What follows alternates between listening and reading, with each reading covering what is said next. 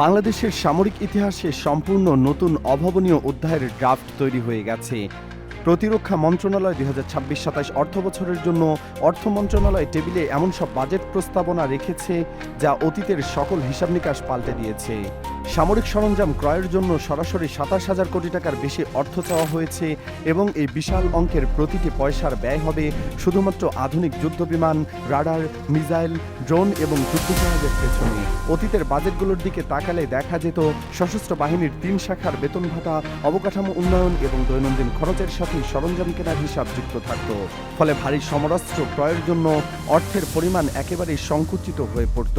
এবারের প্রস্তাবনাটি সম্পূর্ণ আলাদা এবং এটি নিঃসন্দেহে স্বাধীন বাংলাদেশের ইতিহাসের সর্বোচ্চ সামরিক বাজেটে পরিণত হতে চলেছে। শুরুতেই চোখ রাখা যাক দেশের জলসীমার দিকে।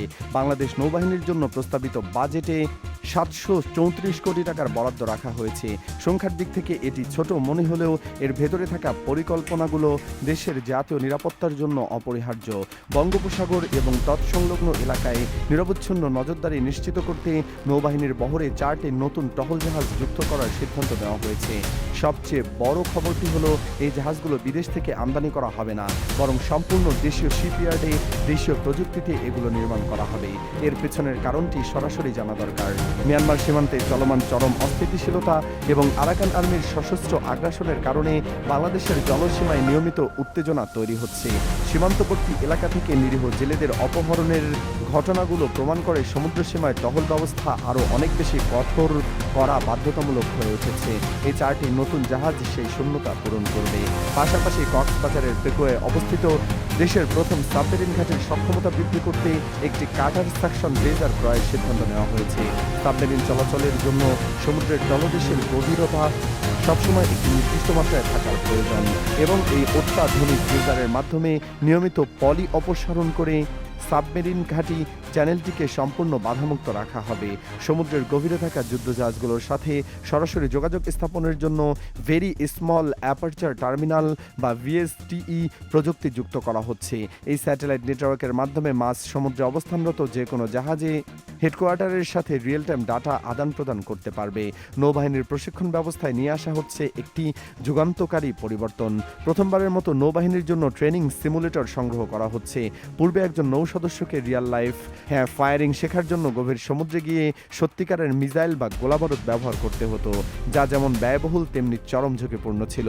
এই সিমুলেটর প্রযুক্তির মাধ্যমে এখন ঘাটির ৪ দেয়ালের ভেতরে বসেই সম্পূর্ণ বাস্তব যুদ্ধের নিখুঁত অভিজ্ঞতা অর্জন করা সম্ভব, যার ফলে কোটি টাকার গোলাবারুদ সাশ্রয় হবে এবং অনাকাঙ্ক্ষিত দুর্ঘটনার ঝুঁকি শূন্যের কোঠায় নেমে আসবে। এর বাইরে ঢাকা, চট্টগ্রাম এবং খুলনার নেপার বেসগুলোতে নতুন ডকের নির্মাণের উদ্যোগ নেওয়া হয়েছে, যেখানে নিজস্ব ব্যবস্থাপনায় যুদ্ধজাহাজ মেরামত ও রক্ষণাবেক্ষণ করা যাবে। বিশেষ করে প্রলয়ঙ্কারী ঘূর্ণিঝড়ের সময় নৌবাহিনীর মহামূল্যবান সম্পদগুলোকে নিরাপদ আশ্রয় রাখতে এই অবকাঠামোগুলো রক্ষা কবচ হিসেবে কাজ করবে। স্থলভাগ সুরক্ষায় নিয়োজিত বাংলাদেশ সেনাবাহিনীর জন্য এই বাজেটে প্রায় ১০,০০০ কোটি টাকার সরঞ্জাম ক্রয়ের বিশাল প্রস্তাব দেওয়া হয়েছে। আধুনিক স্থলপথে পদাতিক বাহিনীকে সামনে এগিয়ে নেওয়ার জন্য পেছনের গোলন্দাজ বা আর্টিলারি ফায়ার সাপোর্ট সবচেয়ে বেশি কার্যকর। এই বাজেটের একটি বড় অংশ ব্যয় হবে সেনাবাহিনীর জন্য দূরপাল্লার ভারী কামান, মর্টার, মাল্টিপল রকেট লঞ্চার এবং একটি সমন্বিত ফায়ার কন্ট্রোল সিস্টেম কেনার পেছনে। ফায়ার কন্ট্রোল সিস্টেম যুক্ত থাকার ফলে আর্টিলারি ইউনিটগুলো অনেক দূর থেকে শত্রুর ঘাঁটিতে পিন পয়েন্ট বা নিখুঁত আঘাত হানতে সক্ষম হবে। তবে সেনাবাহিনীর জন্য নেওয়া পরিকল্পনার মধ্যে সবচেয়ে দূরদর্শী পদক্ষেপ হল দেশীয় প্রতিরক্ষা শিল্পের বিকাশ ঘটানো। বর্তমানে বাংলাদেশের সামরিক সরঞ্জামের সিংহভাগই বিদেশ থেকে আমদানি করতে হয় এবং যে কোনো বৈশ্বিক সংকটে এই সাপ্লাই চেইন বন্ধ হয়ে গেলে জাতীয় নিরাপত্তার চরম হুমকির মুখে পড়বে। এই নির্ভরতা চিরতরে মুছে ফেলার জন্য দেশের ভেতরে ভারী অস্ত্র এবং গোলাবারুদ উৎপাদনের কারখানা স্থাপনের প্রস্তাব দেওয়া হয়েছে। নিজস্ব ফ্যাক্টরিতে অস্ত্র তৈরি হলে জরুরি মুহূর্তে অন্য কোনো রাষ্ট্রের ওপর আর নির্ভর করতে হবে না। এবারের বাজেটের সবচেয়ে বড় এবং আকর্ষণীয় অংশটি রাখা হয়েছে বাংলাদেশ বিমান বাহিনীর জন্য। ১২,০০০ কোটি টাকার এই বিশাল বরাদ্দ মূলত আকাশসীমার পূর্ণ নিয়ন্ত্রণ নেওয়ার একটি ব্লুপ্রিন্ট। বিগত কয়েক বছর ধরে বাংলাদেশ সেনাবাহিনীর বহরে কোনো ভারী বা মাল্টিরোল যুদ্ধবিমান যুক্ত হয়নি। মূলত প্রশিক্ষণ বিমান এবং হালকা এয়ারক্রাফটের উপর ভিত্তি করেই আকাশ প্রতিরক্ষা ব্যবস্থা পরিচালিত হয়ে আসছে। আকাশে পূর্ণাঙ্গ আধিপত্য বিস্তারের জন্য ভারী ফাইটার জেটে যে অভাবনীয় দীর্ঘ সময় ধরে ছিল, সেটি এবার মেটানো হচ্ছে। বিমান বাহিনীর আধুনিকায়নের কেন্দ্রবিন্দুতে থাকছে মাল্টিরোল কমব্যাট এয়ারক্রাফট বা MRCAA।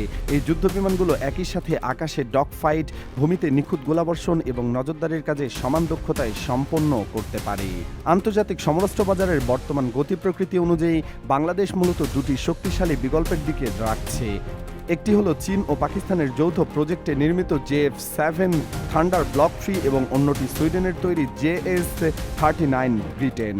JF যুদ্ধবিমানের প্রতিটি ইউনিটের মূল্য বাংলাদেশি মুদ্রায় 300 থেকে 400 কোটি টাকার আশপাশে। সাম্প্রতিক সময়ে বাংলাদেশ বিমান বাহিনী প্রধান পাকিস্তানের সফর এবং সেখানকার শীর্ষ কর্মকর্তাদের সাথে উচ্চ পর্যায়ের বৈঠক এই যুদ্ধবিমান ক্রয়ের সম্ভাবনাকে জোরালোভাবে সামনে এনেছে। শুধু ফাইটার জেটে আকাশ প্রতিরক্ষা থেমে থাকছে না, স্থলবাহিনীকে সরাসরি আকাশ থেকে কাভারিং ফায়ার দেওয়ার জন্য অত্যাধুনিক অ্যাটাক হেলিকপ্টার ক্রয়ের বিষয়টিও এই বাজেটে অন্তর্ভুক্ত। একটি আধুনিক অ্যাটাক হেলিকপ্টার যুদ্ধক্ষেত্রে শত্রুর ট্যাঙ্ক ধ্বংস করা থেকে শুরু করে পদাতিক বাহিনীকে দুর্ভেদ্য সুরক্ষা প্রদানের মূল ভূমিকা পালন করে। এর সাথে যুক্ত হচ্ছে আর্মড এরিয়াল ভেহিকল বা সশস্ত্র ড্রোন। রাশিয়া ইউক্রেন সংঘাত এবং মধ্যপ্রাচ্যের সংঘাতের কারণে সারা বিশ্বকে দেখিয়ে দিয়েছে আধুনিক যুদ্ধক্ষেত্রে আক্রমণাত্মক ড্রোন কতটা ভয়ঙ্কর হতে পারে। বাংলাদেশ বিমান বাহিনী এবার সরাসরি সেই সক্ষমতা অর্জন করতে যাচ্ছে। আকাশসীমা নিশ্ছিদ্র রাখার জন্য শক্তিশালী রাডার এবং মিসাইল নেটওয়ার্কের বিকল্প নেই। অতি সম্প্রতি ঢাকার হযরত শাহজালাল আন্তর্জাতিক বিমানবন্দরে ফ্রান্সের বিখ্যাত থ্যালাস কোম্পানির অত্যাধুনিক রাডার সিস্টেম স্থাপন করা হয়েছে। প্রাথমিকভাবে এটি বাণিজ্যিক বিমান চলাচলের নিরাপত্তার জন্য বসানো হলেও সামরিক ক্ষেত্রে এর অবদান অপরিমেয়। এই রাডারের মাধ্যমে বাংলাদেশ এখন বঙ্গোপসাগরে 400 নটিক্যাল মাইল গভীর পর্যন্ত অত্যন্ত নিখুঁত নজরদারি চালাতে সক্ষম। খুব শীঘ্রই এর সাথে যুক্ত হতে যাচ্ছে জার্মানির তৈরি আরও একটি শক্তিশালী রাডার সিস্টেম। ইউরোপীয় প্রযুক্তির এই দুটি রাডার এখন একসাথে কাজ করে বাংলাদেশের আকাশ প্রতিরক্ষা বলয় কার্যত দুর্ভেদ্য রূপ ধারণ করতে পারবে। মিসাইল প্রতিরক্ষার ক্ষেত্রে যুক্ত করা হচ্ছে medium range surface two air missile system বা MRSM। বর্তমান বাংলাদেশের কাছে থাকা এয়ার ডিফেন্স সিস্টেমগুলোর সর্বোচ্চ 30 কিলোমিটার পর্যন্ত সুরক্ষা নিশ্চিত করতে পারে। এই নতুন মিসাইল সিস্টেম ভূমি থেকে নিক্ষেপ করে অনেক দূর থেকে ধেয়ে আসা শত্রুর যুদ্ধবিমান, ড্রোন বা ক্রুজ মিসাইল মাঝ আকাশে ধ্বংস করে দেওয়ার ক্ষমতা রাখে।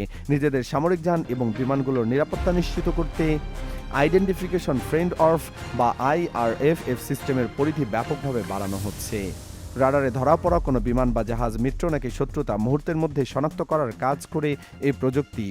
বর্তমানে 8টি সামরিক প্ল্যাটফর্মে এই সিস্টেম থাকলেও আগামীতে নতুন কেনা প্রতিটি যুদ্ধবিমান ও যুদ্ধজাহাজে এটি ডিফল্টভাবে যুক্ত করার সিদ্ধান্ত নেওয়া হয়েছে প্রতিরক্ষা মন্ত্রণালয় থেকে। বিদেশ থেকে কেনা যুদ্ধবিমান এবং রাডারগুলো রক্ষণাবেক্ষণের জন্য যেন বিদেশি প্রকৌশলীদের মুখাপেক্ষী হতে না হয়, সেজন্য দেশীয় প্রকৌশলী এবং বৈমানিকদের উচ্চতর প্রশিক্ষণের জন্য একটি নির্দিষ্ট ফান্ড এই বাজেটে আলাদা করে রাখা হয়েছে। 27,000 কোটি টাকার এই বিশাল সামরিক সরঞ্জাম ক্রয়ের বাজেটটি বাস্তবে কতটা আলোর মুখ দেখবে সেটি নির্ভর করবে দেশের অর্থনীতি এবং বৈশ্বিক পরিস্থিতির উপর। দেশে বর্তমানে মুদ্রাস্ফীতির একটি চাপ রয়েছে যা অর্থ মন্ত্রণালয়কে সরাসরি সামাল দিতে হচ্ছে। পাশাপাশি বিশ্বজুড়ে সমরাস্ত্রের সাপ্লাই চেইন মারাত্মকভাবে ব্যাহত। রাশিয়া ইউক্রেন যুদ্ধ এবং মধ্যপ্রাচ্যের সংঘাতের কারণে আন্তর্জাতিক বাজারে অস্ত্রের ব্যাপক ঘাটতি তৈরি হয়েছে। অস্ত্র উৎপাদনকারী রাষ্ট্রগুলো নিজেদের চাহিদা মেটাতেই হিমশিম খাচ্ছে। এমন একটি জটিল পরিস্থিতিতে আধুনিক যুদ্ধবিমান, রাডার বা মিসাইল সিস্টেমের ডেলিভারি পাওয়াটা যথেষ্ট সময় সাপেক্ষ। তবে একটি নির্দিষ্ট লক্ষ্যমাত্রা নির্ধারণ করে বাজেটের আবেদন করাটাই আধুনিকায়নের প্রথম এবং সবচেয়ে কঠিন ধাপ। এই বাজেট চূড়ান্তভাবে অনুমোদিত হলে 2026 সালের মধ্যে বাংলাদেশ সামরিক বাহিনীর কাঠামো সম্পূর্ণভাবে বদলে যাবে।